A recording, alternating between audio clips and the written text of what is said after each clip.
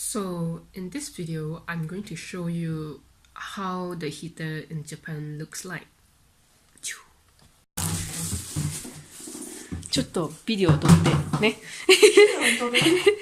あ、見たことがないから。見たことない。はい。あ、そっか。まあマレーシアは。マレーシアあったかいから使わない。はい、そうです。ああ、そっか。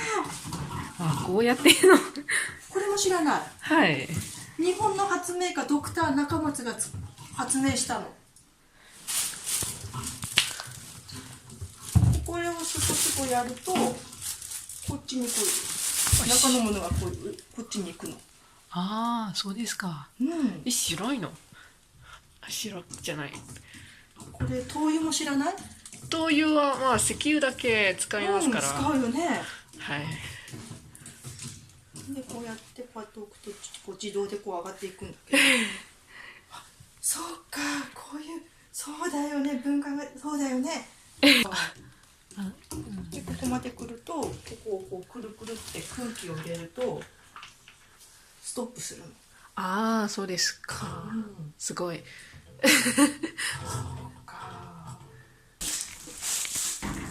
完成かでコンセント入れてこのスイッチを入れればいいから。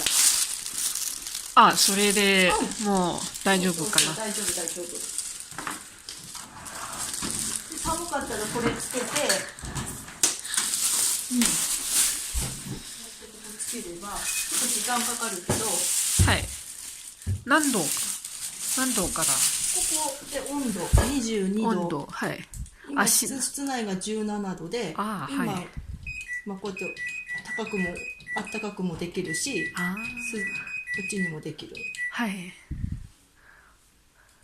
でもうちょっとしたらボーってなるから。はい。うん、ちょっと少し臭いけど、はい、あったかい。はい。うん、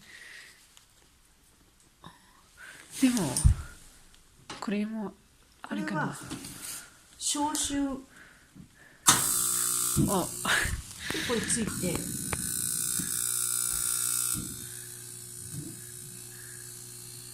ちょっと少し臭いから今匂い消してるね。おお。でこれあったかい。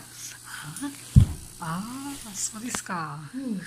で寒かったらこれつけてね。はい。